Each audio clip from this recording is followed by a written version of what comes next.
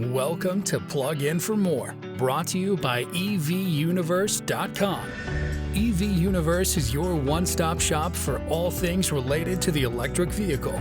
Here on this podcast, our goal is to educate, inspire, and hopefully make your transition into the electric vehicle marketplace a lot less intimidating.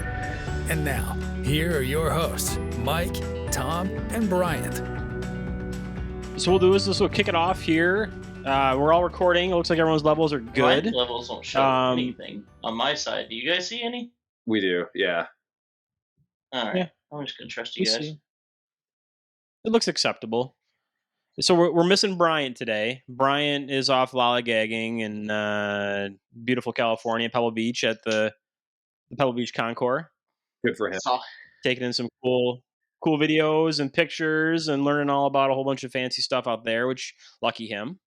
Yeah, I saw he saw a couple of he saw the new Fisker and the new DeLorean. Mm-hmm. Super jealous about that. Yep. Yeah, and the Mercedes too. I mean, those new concept cars. I think they had 4 of them. Mm-hmm. So he's and the Faraday Future is out there. Yeah.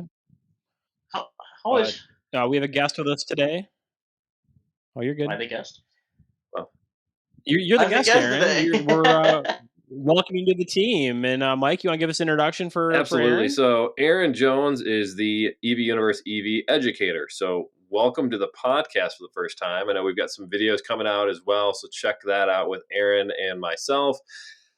We're running through a whole bunch of different things, a lot of things about maintenance, just kind of his days at Tesla, different things that are EV related, and he has all the background that you will need from someone who's been in the industry. So we're really excited to have him. And so welcome, Aaron. This is, again, your first time on the podcast. Yeah, first time on a podcast. I'm really excited about it. Ooh, 2 firsts. Ooh, spotlight. There you go. For our one listener, they're going to be really excited to hear you. So Mike is more than just a listener, okay? Fair enough. So can you catch us up for, I mean, obviously I have a little bit of an idea, Aaron, but I want to let everyone else know what you bring to the table and what your background is. Yeah, so, started my technical career working with BMW, which I really liked. I've always had a soft spot for Europeans, the cars, I mean. But it's kind of got, I don't want to say boring, but it did get a little boring after a few years. I was kind of young and Tesla reached out, so I hopped over on that bandwagon, and man, they definitely gave me a lot of opportunities. I've spent some time I spent 6 weeks in Norway with them, helping a service center in Oslo while they had a huge backup. I've opened service centers. I've repaired some pretty cool people's cars. Mr. Beast, Sheryl Crow, just a few introductions that way. But really, it really opened my eyes to the EV world, to the EV family. So I knew when I left that I wanted to continue doing something like that. And I didn't really expect for it to spider like it has. I mean, being part of the EV universe has been huge, just being able to get out there and produce content for consumers who are just starting to dabble, which I think we're seeing a lot more of nowadays. Now that everyone and their mother is making an EV, a lot more people are taking this to a decision. So just being a part of that's huge. When I'm not working with EV Universe, I teach technicians how to maintain and repair EV vehicles in the field so that people don't have to rely as much on dealers anymore, which has kind of been the stronghold, unfortunately, with the EV field, is that, it's an electric car. You can't take it to your Jiffy Lube or something for a tire rotation. So that's kind of where I kick in on the backside as well. Awesome. Well, good. Welcome. I plan to do good things here. All right, things. Adequate things, as my microphone is, evidently.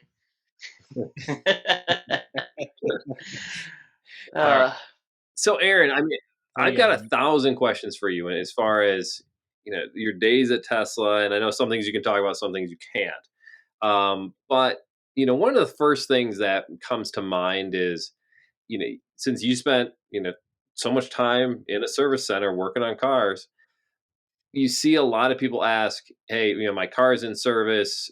and I can't get a hold of anybody, or I want to call somebody at the service center. Do you have any tricks and tips for people who want to get in, talk to someone at that service center? What's the best way to do that?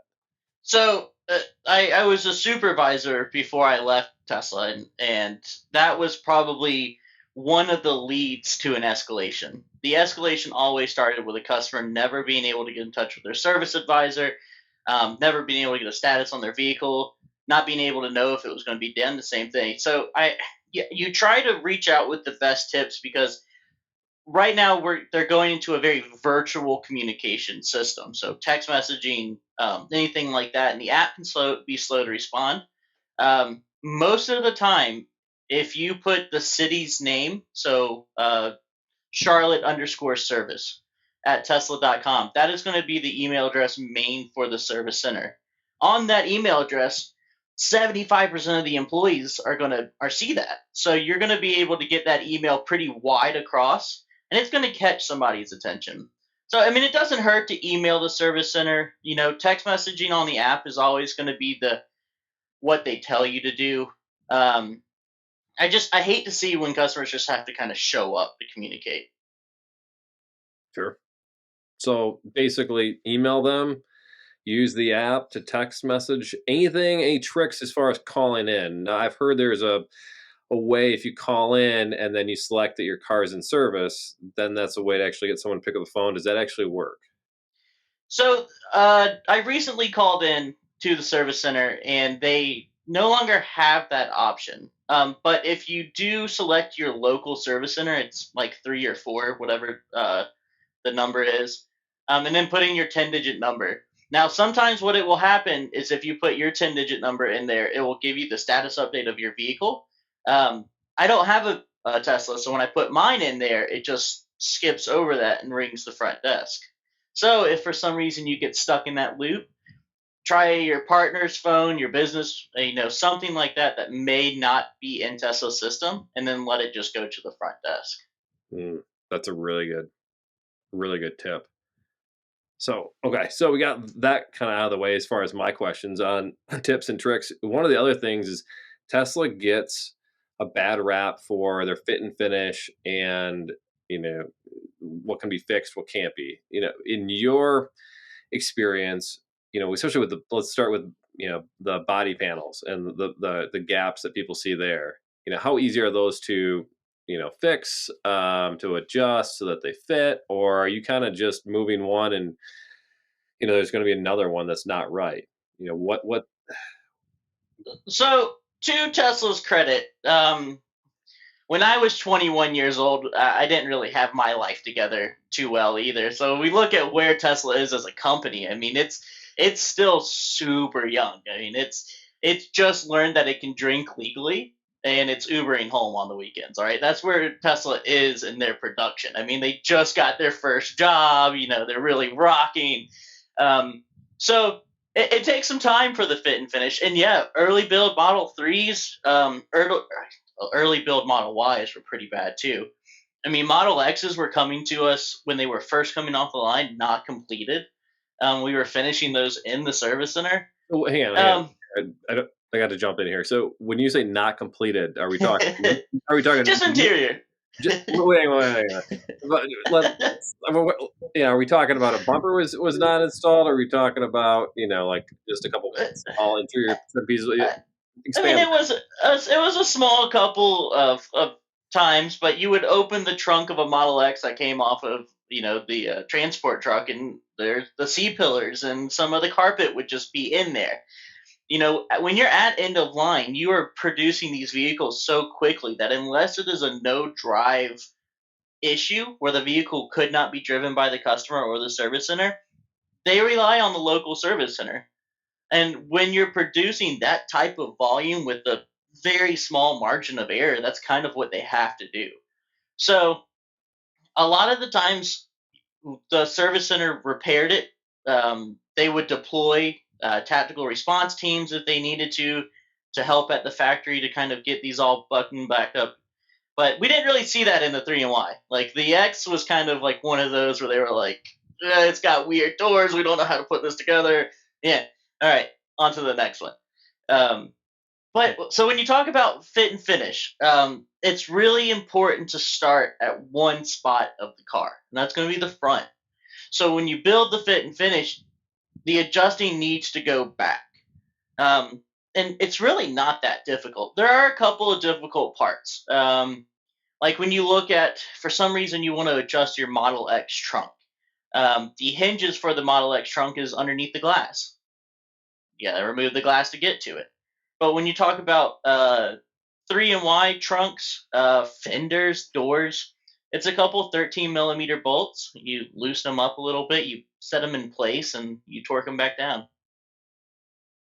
Nice. So is that something the weekend warrior can do, or is that something most people should to go back into the service center and have them adjusted, or do it before they leave when they're accepting their car, or at least put it in the app that has been noted? What's your recommendation there?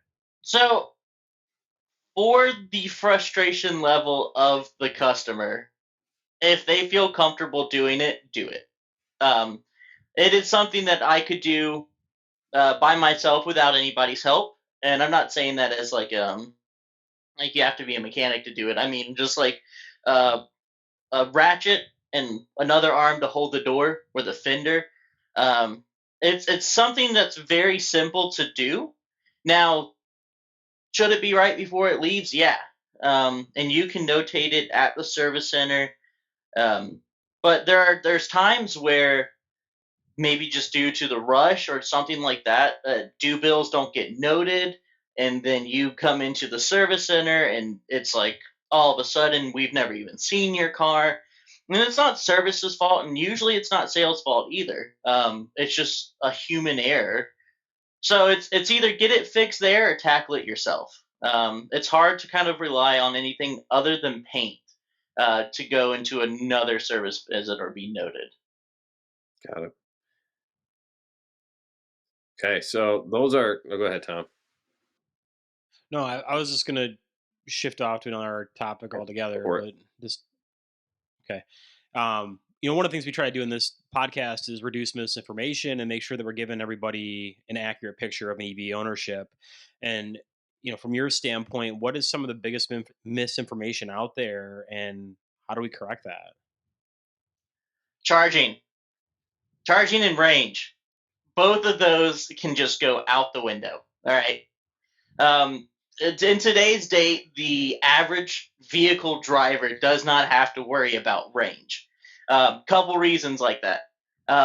One of my favorite groups, I'm not going to shout them out on the podcast, but they're TikTok owners or they're EV owners, and they're on TikTok. All day they battle people with their Rivian and their Lightning. And they're like, well, I can't tow my 14 horse trailer across Texas in this thing. And it's like, no, you're not supposed to be able to. This is an F-150 for a guy who's going to Home Depot every weekend to pick up some 2x4s. 350 miles. I mean, heck, even 280 miles of range is plenty for your everyday driver. Like this fear and anxiety of this will never be able to meet my needs. Now, if it was an old Nissan Leaf where it was getting like 40, and if it was cold, you're lucky getting out of the driveway. Yeah, then like that's a real concern. But we're looking at these cars that can stop and charge, and if Electrify America gets their stuff together and builds some good charging spots, then we you don't really have to worry about getting stranded. That's been my biggest one. And then kind of on that same thing, range. A lot of companies need to take away the mile rating in the range calculation. And this is just my hot take. It should only be percentage. Because if I had $1 for every time I had a customer tell me that they were losing 7 miles off of their max charge when they charged last night, I'd be a millionaire. This would be a different conversation. So, Yeah. Aaron, when people come in and they say that, let's say they're quoted EPA range is 300 miles, right?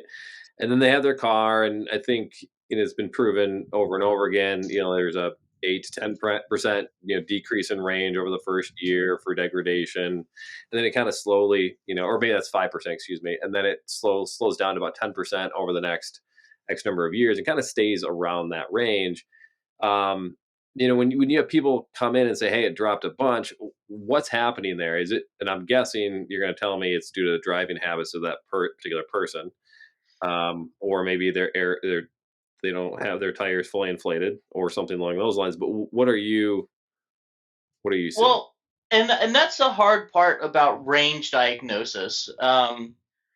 Range can be broken into 100 different categories. I mean, there's your complete charge. I plugged it in last night and I didn't get 350. Now that could be a number of different things. That could just be an imbalance in your algorithm. It could be the temperature, the algorithm just switching some things with your recent kilowatt hours. It could be a firmware bug. But then people will equate it to like, well, now I'm losing 3 miles per mile that I drive. Driving habits is a huge one, especially when it comes to wintertime. Vehicles without heat pumps, which are the new technology that's in the Model 3, the Model Y. I think the Jaguar I-Pace has a heat pump. The Kia EV6. Those vehicles that have heat pumps. If you don't have a heat pump, you basically have a candle warmer to warm your vehicle. So you plug it in, it gets hot off of the electricity. So you're burning kilowatts just trying to keep the cabin warm. Tire inflation, another huge thing to do with it. But there also may be an issue with the battery pack. The really cool thing about battery technology is that it's so advanced that when it does start, seeing, let's say, a cell imbalance or a battery management board issue, it's going to notify the consumer and the dealer quickly. There's been very few times that there's been an actual internal balance issue with a battery pack that either myself or my technicians weren't able to prove through alerts or through voltage tests. Makes sense. So you mentioned something there as far as heat pumps, and there's some cars, again, like the Kia EV6, the all-wheel drive has a heat pump, but the rear-wheel drive doesn't. Yeah, I know. I see your reaction there, and I was doing some research on that earlier today because I had some people asking questions on that very topic, and they were going, what? I live in northern Wisconsin. What kind of car should I be looking at? And we ran through Model 3, Model Y, do the heat pumps. The Mustang Maki doesn't have a heat pump, and that's something. Yeah, Tom. I mean, that's something we'll have to think about there. We'll keep an eye on that. Right. Well, and I would say, so I've seen under the frunk of a Maki, and it looks like the underneath of a first gen Model S. I mean, there's just coolant lines everywhere. There's a chiller in the fender for some reason, but there's 2 coolant reservoirs. It's a big thing. And then when you look at like heat pump systems, it's 2 components. I mean, there's some coolant lines that run to all the other places, but the pumps are usually combined with the reservoirs. I need to do some research on the EV6 because I think that they use a reverse and flow to actually heat and cool the cabin. So while they keep the standard heating and cooling circuit going, when they need to heat it, they just flip it and it goes the other way, producing the warmth in the cabin. It's actually supposed to be a very cool system. Nice. All right. Let's see, what else do we want to chat about here? Like this is Look at this. All right. a super manifold out of a 3. All right. So Tesla Model 3 super manifold. Model 3, Model Y, yeah. Yeah, so what does that do? So what this does is it takes refrigerant and it pressurizes it. So when refrigerant is pressurized, which is often done to help cool the vehicle, it produces heat.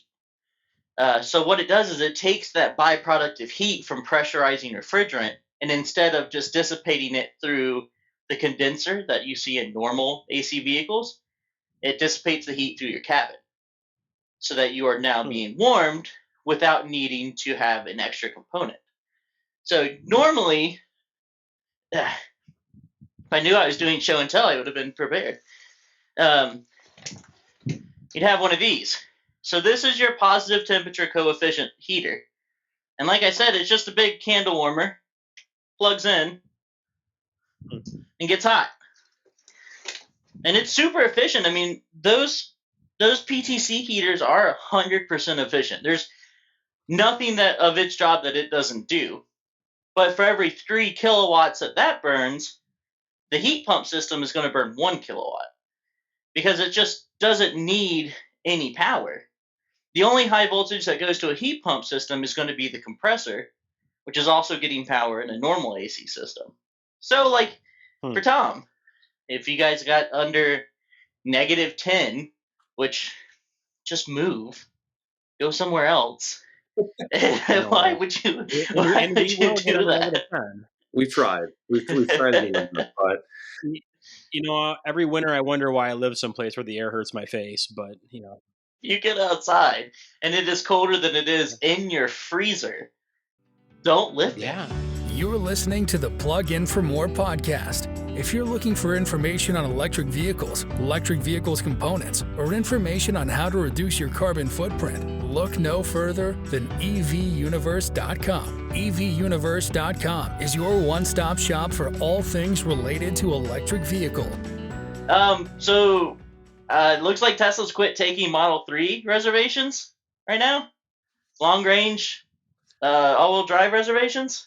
Yeah, what's your take on that? So, I mean, obviously they have plenty of demand, and I think they're a year out. So, are they just capping it because there's no point? Good on them. You know, at this point, I think they finally learned that they can just stop taking reservations instead of over promising to their customers. I mean, you keep getting these dates. Was your Model Y ever pushed back? Your performance? It was, yeah. So my we haven't talked about this. So I sold my Model Y long range, and the reason I got that car was because I had got an accident with my older Model S P85D, and that was going to take a while to get repaired. So I was very lucky, and I was able to get a long range Model Y within 3 days after that happened, which is unheard of. And I apologize to anyone listening out there who's trying to get a Model Y, because who's been on the waiting list for like the last 8 months. They're just like, yeah. And so when that car came in, I took it because I needed a car, and I was happy and grateful to get it. But it wasn't what I was really looking for. I was looking for a performance, and I wanted white on white.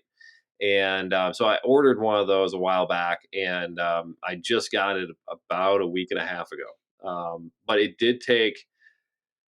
It got pushed back 2 different times. So I was originally supposed to be getting it early August, and it got pushed back to the end of August. Both times it got pushed back only a week at a time, so it was still really close, but it did get pushed back.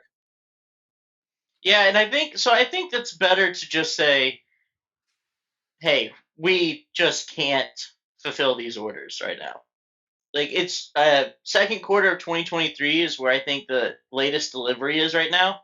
So that's what, April of 2023 is when people are expecting their next car, and it just doesn't make financial sense, because if you look at your trade-in value, it only lasts for 90 days. So people are sending out and quoting out for these new vehicles, getting the trade-in value on their vehicle that they're now going to drive for another 6 to 8 months while they wait on their Y. And then, I mean, heck, you wreck it, you lose your trade-in, you lose your job or something. I feel like that there was a balance of like keeping customers happy with delivery times, and I'd be curious to see how many people they were actually losing purchasing vehicles that were waiting 6 to 8 months for their vehicle. Yeah. I mean, you go get is there a wait for EV6s right now? Yeah, there is, but not that long. And there's definitely been some on dealer lots that have come in. I mean, that's how Bryant picked up his. I mean, he had one Yeah. that was coming in, and he only had like a 2-week wait, 3 weeks, something like that. So it wasn't very long. Tom, what's your weight on your Maki? Well, I was just going to talk about that. So my Maki, I've ordered it in March of 2022. So we're about 5 months in right now. I got an email 2 days ago from the Ford Motor Company saying, as promised, we want to update you on the status of your Mustang Mach-E. We are still experiencing delays due to supply chain challenges that Ford and our industry are facing at this time. Please understand that while getting your vehicle into production is taking longer than usual, we are doing all that we can to minimize delays, and there's nothing we want more than deliver your new Mustang Mach-E. We are fully committed to keeping you updated on your vehicle status, and we'll let you know as more information becomes available. Blah, blah, blah, Ford Motor Company. Every 45 days, I get that email. So how many times do you had that email? Like 3. Man, and that stinks too, because as we're seeing chip development coming back to the States, or being kind of widened in the States, I'm hoping that manufacturers of vehicles, bikes, boats, whatever they're making, these turnaround times are going to become faster, because consumers are still hungry. Like, consumers still want to spend money on flashy things, and I think we see, every time we see that gas spike just a smidge, people are just like, it's time. It's time for an EV. Yep. And people are losing out on it. Now I'm going to be super curious to drive the new EV6 GT. Yeah, so everyone's listening. That's not the Wind, or it's the GT line that's currently out. So the GT line is top of the Kia line right now for the EV6, but the GT is the fast one. That is Yeah. I think it's 3.40 to 60 is what they're talking about. I think it's 577 horsepower, something like that. Don't quote me on those numbers, but it's fast. It's very, very fast. And I think it's the fastest Kia ever to be made. And that's saying something. I mean, the Kia Stinger is it's a cool car. I have a soft spot for the Stinger and Chargers. All right, I feel like Chargers and Stingers are both in the same category for me of big body sedans. Sure. So, I have a thing for Stingers. Tom, don't look at me like that. He just got that. I see it in his eyes. The judgment. The judgment is hard. Yeah, it's the cool thing about the EV6 GT is that it's not just fast. It's getting a brake revamp. It's getting a stiffer chassis. It's lowering a little bit, so it's just going to be overall just more fun to drive. Right. Which is what the seats. I mean, the seats are amazing. I love those. I mean, and that's something that you really haven't seen, at least in Teslas. I mean, the interiors are the same if it's a performance or non-performance. It's just, it is what it is. And so I did want to, though, the other thing I wanted to mention is y'all's take on, when we were at Cars and Coffee, I was talking to, an enthusiast there, and we were talking about, do you prefer electric vehicles to look like their counterpart? So like the i4, do you prefer an EV to look like a 4 Series Grand Coupe? Or do you prefer your EV to be wild and crazy, like an EV6 or an Ioniq 5? Or hot take For me personally, I always want something that's going to stand out a little bit. That's just my personality. I want to have something that's a little bit different. It's not the same old. And when I had the BMW i4, I had to scream at people to be like, it's an EV, it's an EV, it's an EV. At the car show, it was the same thing. I mean, we had to pop open the hood. We had to take off the engine cover, quote unquote, just so people could see it. And then half the people thought it was a conversion that came up. They thought we did some amazing work, which we corrected some of them. We didn't correct all of them. But I didn't correct all of them, Yeah, they came through with a clipboard. I was like, yeah, I converted this. Yeah, exactly. So 2 weeks in our garage, it was fine. Everything looks stock for a reason. But yeah, I mean, so it was a lot of. I mean, to me, that kind of was a letdown a little bit, that it had the BMW fit and finish, and the interior was great, and it rode really nice. But if you're gonna, wait a year for a car, I kind of want it to be a little bit special. I don't know. I prefer something more of a sleeper. I'd like a classic appearance. But you got a That's Maki. that's me personally. Yeah, the You Mustang. know, You got- because yeah. I don't anticipate having that one long. I really like the F-150 Lightning. Yeah. After driving that, it looks like a truck. It feels like the nicest driving truck I've ever been in. That's probably for me. If not that, the Silverado. We'll see what that's like when it actually hits the ground running. But And I think I wouldn't be able to drive a Cybertruck. Like I know You what? that. Like not a Oh, chance. yeah. I you would wouldn't. not. Is it too much for you? It's too look at me. I Yeah, can't. Too do it. Laura like Croft. Too those for sure. flashy. Yep. Yeah, I was kind of really hoping for just a slight redesign of it. But I think I'm somewhere in the happy middle, especially looking at like the Lightning. Like if I want a truck, the Rivian, the Lightning, you compare those two. I think I would go Lightning. I like the more traditional truck F-150 appearance. But I think like the perfect in between car of like crazy and kind of calm is like the ID4. I think because like an ID4 is like kind of Volkswagen-y, but it's also a little bit Yep. different. So if I had to personally put my EV personality on a car, it would probably be the ID4, which is kind of sad. All right, so I'm going to throw something out at you now. When we're talking about looks, and you've looked at obviously a lot of different EVs now, Aaron, other than just Tesla, which you spent years upon years fixing those and diving into them and knowing, almost all that there is to know about them. If you're going to get a new EV, let's say, money's no object, wait time no object, don't have to worry about how much cargo pack capacity, any of that. But which one would you say is kind of the best build at this point in time for an EV and best overall EV? Well, what's your take there? So taking my bias out of it, I'd still go Performance Model 3.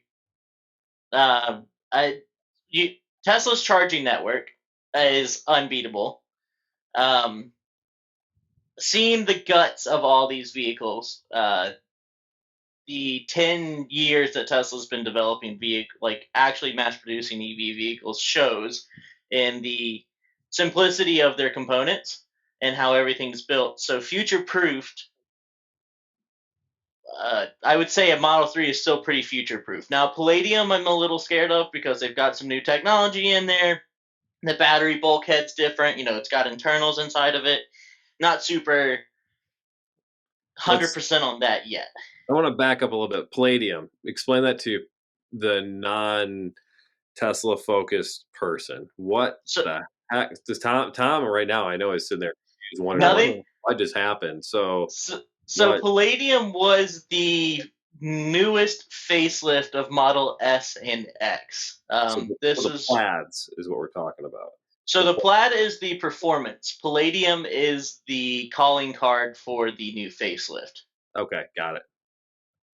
So the Palladium series would be like the S and the X with the new front bumpers, the landscaped display, the IPM sim motors in the front and the rear, so the internal permanent magnet synchronous reluctance motors. Yeah, it's a lot. It's just magnets that do this, and the car goes like that. Just but so Palladium, when it popped off in fourth quarter of 2020, is when we saw our first Palladium S's, right? Or 2021. It's been longer than that, hasn't it? No, I think 2021. Yeah. It was fourth quarter of 2021. God, years just kind of all combine after you guys.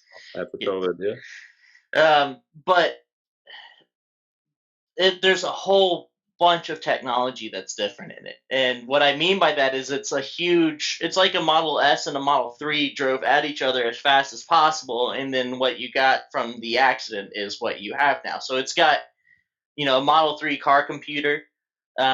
It's got a Model S battery cell technology, but it's got Model 3 high voltage architecture with a heat pump and a lithium ion battery for the 12 volt instead of a lead acid battery. So there's a lot of new technology that we saw in the 2021, 2022, 2023 S and X's, and they may be fast as all get out, especially with the tri-motor plaids. But nothing hits as solid as a performance Model 3. Fair enough. So that's It's fast. the go-to. Yeah. It's fast. It's fun. I mean, if money was no issue, I'd have a reback. But I feel like, more realistically, a performance Model 3, and then maybe I'd get like a Viper to do a conversion on or something. I don't know. Oh, that's a really good idea. I wonder where that came from. Is it time to start drinking, folks? I don't know.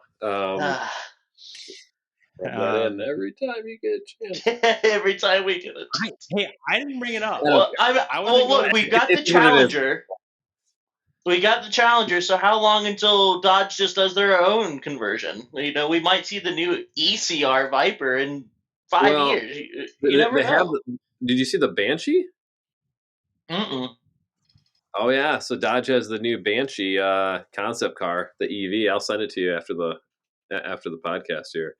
Take a look at it. Oh, yeah, I did see this. So it's the Charger, or the Challenger, I mean. Yeah, it's a Challenger. And so I did, okay, all right. I did hear a sound clip, and I'm really hoping it was just a really bad microphone. But the fake sound that it makes, someone ran over a cat before they recorded it. Like, I don't like that. It could just, maybe it has to be an in-person thing. This doesn't translate over a microphone. And this is literally Dodge doing what Impossible Meats did for the vegetarian community. It's like, how close can we get you to a hamburger without it being a hamburger? It makes funny sounds now. Yeah. Well, and they're gonna have a manual transmission apparently. Yeah, or shiftable, I think is what they said. Shiftable, which we'll see what that actually translates to. But God, it is it's freaking sharp. I do really like it. Yeah. Yeah. Well, and going back to the noise, I had with the i8 had kind of a futuristic weird noise, and then the i4 kind of the same thing. They made what Hans Zimmer production noise thing that sounded extremely, extremely fake. To me, I kind of like the Dodge. At least it sounded a little bit like it went with the revs a little bit, or what you'd anticipate. Yeah. Maybe not the noise so much, but I don't know. To me, is a better attempt than what BMW has done. Well, in BMWs, to be honest with you, when we were driving it on the highway, I was like, that Roadster's making a lot of noise. And I was like, that can't be him. So I'd roll down the window and I couldn't hear it anymore. It's like the sound is only populated inside. Yeah. And it made sound. It wasn't any. I don't think I have a true pro or con of their sound. I probably would take it out just because it probably doesn't have its own dedicated sound module, and it probably takes some power from the amp, which you want when you're listening to music. So it cuts the music a little bit, just a tad. Yeah. Yeah. Which that to me that was really awkward. I didn't really like that. But with the going back to the Dodge, that makes sound outside the car. Mm-hmm. Which, I mean, it's kind of a win-win for Dodge because I think that they get some kind of kickback for pedestrian protection when they do that. I think so too, because when anyone who's had an early EV, when you're driving through a parking lot and you sneak up on somebody, you can scare them pretty easily, or you can accidentally, run somebody over, which obviously that's the reason you have that sound. But if you can use that noise, I think that's kind of a win. Yeah, and then I mean, they all have them in backup, and I think it's up to 7 miles an hour. But it'll be kind of nice for it to like you can choose toggle whether you want the sound or not. Maybe not come through. Well, I don't know. I'm feeling weird about it pulling into like a Cars and Coffee. Like, how would the community take it? Oh, you get roasted. You'd get roasted. You get roasted. which really stinks. But yeah, maybe turn it off for Cars and Coffee, and then whenever your Tesla meetup is, you can pull in with your Banshee and have the sound going. Yeah, that's probably how it works. Anyways, Aaron, Jesus Christ. See if I can do this here. I'm keeping all No, this. Tom is like staring at the screen right now. He's got. That's how he is. Yeah. No, now the glasses are off. That's okay. He's all blurry anyways. So, Aaron, Aaron, thanks for joining the first podcast with you. I know we have many more planned. Tom, again, I guess, yeah. Geez, you see, you guys just totally effed me up here. So, Aaron, being this is your first podcast, I can also comfortably say this is probably the most professional podcast you've ever been a part of. So that must be really exciting for you, and I know it is for us. So I appreciate you being here and being a part of it. Thanks, Aaron. Guys. Appreciate it. All right, guys. Until next time. Thank you for listening to Plug In for More. Make sure you subscribe so you don't miss any future episodes. In the meantime, check out the one-stop EV marketplace, evuniverse.com. Until next time.